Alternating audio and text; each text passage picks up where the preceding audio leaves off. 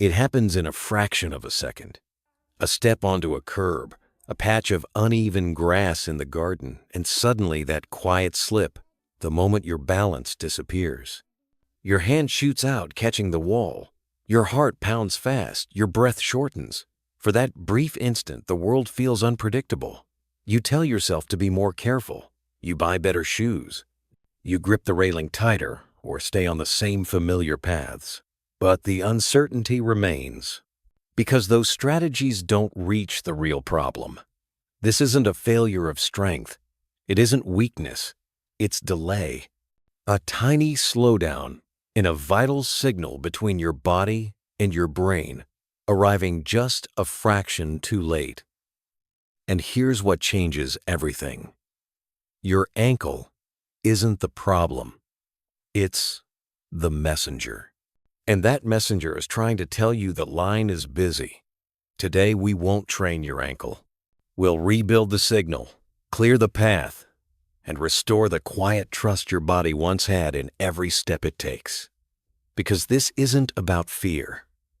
It's about connection. We are a global community, learning to move strong again.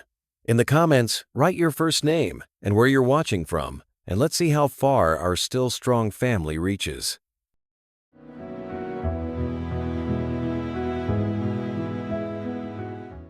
To understand why the body hesitates, we need to look at a hidden system.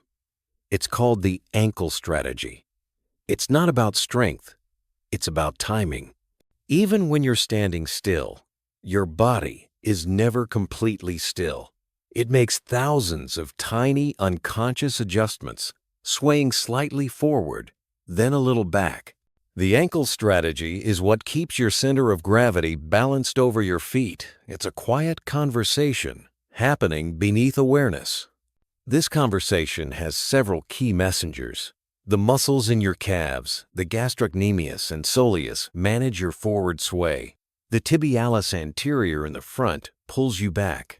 The peroneal muscles along the outer leg stabilize you side to side. But how do these muscles know when to act? They listen. They listen through tiny sensors embedded in your tendons and muscle fibers called proprioceptors. These sensors detect minute changes in pressure and joint angle. They are the body's internal listeners, always aware of where you are in space. And this is why so many people feel unsteady, even when they're strong. Most people train for muscle size, but balance depends on the speed of the signal, not the size of the muscle. It's a neural skill, not a muscular one. Studies from Harvard Health and the Mayo Clinic highlight this clearly. After 60, the speed of these neural responses naturally begins to slow. The message arrives a fraction of a second late. And that hesitation you feel is your brain waiting for a signal that's been delayed. Think about the last time you had to reach for something to steady yourself. Did you grab a wall, a counter, a chair? Was it in a dim room or on an uneven floor? Share that moment below. It helps all of us see the patterns we share. 3. The rebuild how to awaken the signal. Here's the powerful truth.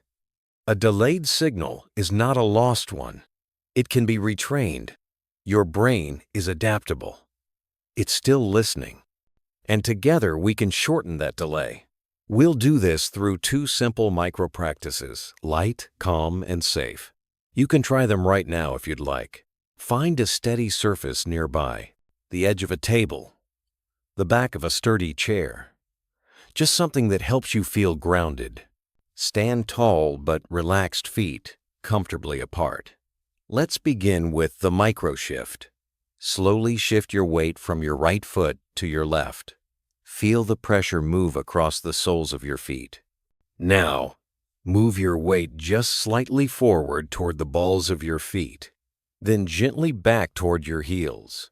Tiny movements, soft and slow. What you're doing is waking up the conversation between your hips and your ankles. You're asking them to contract together to cooperate again, keeping your pelvis, your center steady and alive. Do you feel that small connection starting to wake up? Balance isn't in your feet? It's in how your hips time, your feet.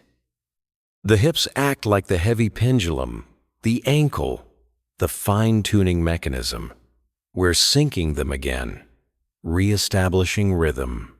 Now let's awaken predictive control, your body's ability to anticipate movement. This one is called the feather rise. Stand with your weight evenly distributed.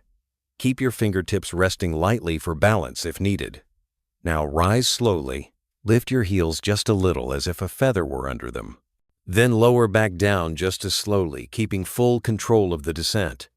Try again. One gentle feather-light rise. One calm return. You may feel a small tremble that's normal. That's the signal being renegotiated, your nervous system learning in real time. If you've just tried this, if you felt that little shake fade after the second or third round, drop the words "signal awakened" in the comments. You've just done real work, rebuilding the bridge between awareness and motion, one calm signal at a time. 4. The daily code turns science into ritual. This isn't an exercise you do once, it's a signal you maintain. The key is turning this science into a daily ritual, something that fits naturally into the habits you already have. When you're standing by the kitchen counter waiting for the kettle to boil, do 5 gentle feather rises. Feel your ankles and calves wake up working together like quiet partners. When you're brushing your teeth, practice the micro shift. Move your weight slowly from side to side, then front to back. The bathroom counter is right there for support. 2 minutes of signal training twice a day.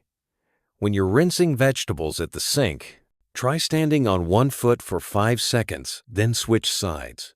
Keep your hand resting lightly on the counter if you need it. This challenges the hip-ankle dialogue in a new way. Even in the shower with the water running, you can place one hand on the wall and lift your heels gently. The new sensory environment, sound, water, texture, strengthens your signal under different conditions. Science supports this kind of consistency. A study from Harvard Center for Balance and Mobility found that simple micro-movements practiced daily reduced trips and near falls by 40% in just 4 weeks. Balance isn't built through intensity. It's built through rhythm and attention. And here's the most fascinating part: the insight that reshapes everything. Balance improves fastest when practiced during moments of fatigue, not only after rest. When you're a little tired toward the end of the day, that's when your sensors are challenged. That's when they truly learn and adapt. So don't wait until you feel fresh. Try it while you're waiting for dinner to finish cooking. That's when the lesson settles deepest. This isn't about perfection, it's about presence. Every repetition is a conversation. Every calm adjustment strengthens the pathway between intention and motion. Now I invite you to try your own version, right now, wherever you are. Stand up, find your anchor, and do 3 slow, quiet feather rises. Then come back and comment, "Still strong." This is your daily check-in. Your simple proof that strength is not about effort, it's about attention. And together, this is how we build momentum, one signal, one breath, one quiet step at a time. And then, it happens. Not during practice, but in life. You're walking along a garden path, your foot lands on a loose stone, or you step down from a curb that's a little higher than you expected. But this time there's no stumble, no startled catch of breath. Before your conscious mind even notices the change, the signal has already fired. The adjustment has already been made. Your hips and ankles have had their quiet conversation. You simply keep walking. You continue on your path. This is what quiet confidence looks like. You can see it in the microsignals of a stable body. The toes spreading gently, gripping the ground.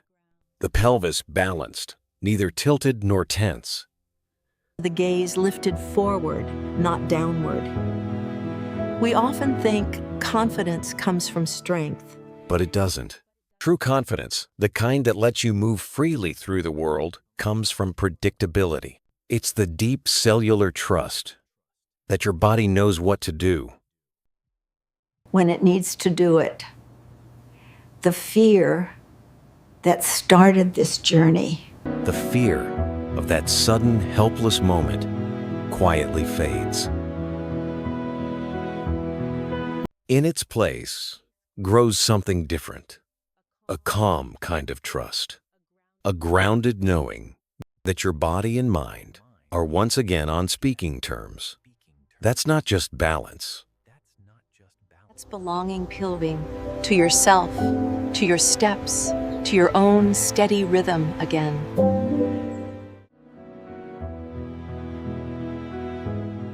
What you did today was profound. You didn't just perform a drill. You took a delayed signal, a moment of hesitation, and you retrained it. You rebuilt your body's network of trust. You learned that balance isn't about the size of a muscle. It's about the speed of a signal. You learned that it doesn't live in your feet. It lives in how your hips time your feet. And you discovered that confidence doesn't come from strength. It comes from predictability.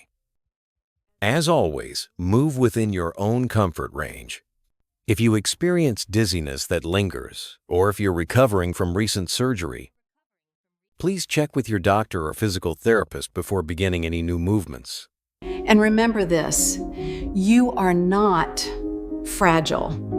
You are adaptive. Your body was designed to learn to recalibrate, to heal.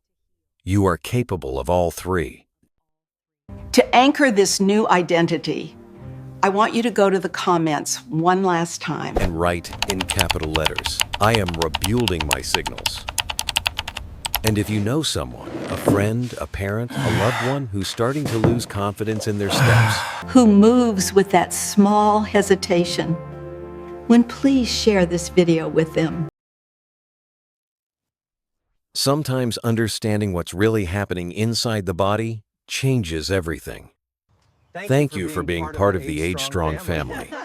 Stay curious. Stay consistent.